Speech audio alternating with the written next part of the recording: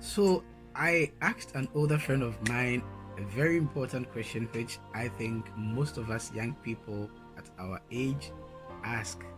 And he gave me an answer which I think is very necessary for me to share for anybody who is interested. Because I assume most of the people who watch my videos, Jill Inspires videos, are young people who definitely might have some of these questions in our mind. And the question was what he thinks a successful person is, or a successful life is. And the answer he gave me is quite interesting and mind blowing. And actually, it was exactly what I think I needed, or I need. And it will stay with me for the rest of my life. He, of course, made me understand that it is true that, we are confused. Most of us young people are confused because the society has projected a certain image of what success is. Like, you must only have material possessions. A lot of it, you see, everything is gold plated, everything is, money, money, money, money. And because of that, a lot of us are confused and we are only pursuing just an aspect of success and without putting the other aspects of success in perspective. Okay, so what he said, which I'm going to share with you, is that material possession is an aspect of success as long as it was achieved, or it is achieved the right way. You see, because the risk here is that we target making money, we target becoming very rich, very influential, and we don't really care how to get it. So people would do anything at all to get money. To him, that is not necessarily success. You know, money should be made the right way. Money should be made not at the expense of other people's, happiness, their right to life, and their freedoms and stuff like that. Yeah. So that one aspect of success, material possession, is assured when it is gained the right way. The second aspect is that you must have a social goal. Being part of a community, being part of a society, you must be able to make contributions. You must be able to impact your community. And it could be your family. You could be a father. You must be a good father to your family. And within the society, you must be a good person in the society.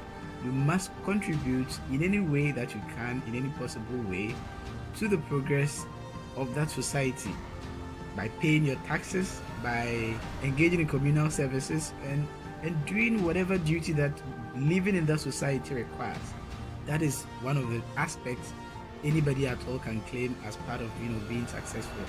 If you are in a community and you don't make good impact on that community, you don't contribute in any way positive or any way good to that community, to him, you may be wealthy, but you are not making any success. You're not bringing up your children the right way, and you are not doing the best you can to make sure that that community is safe and sound. It doesn't attribute to success. And the other part too of success that he touched is that of having spiritual goals.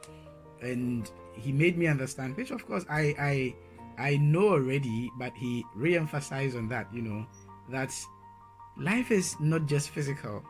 We don't just live as human, on earth here and just die like animals.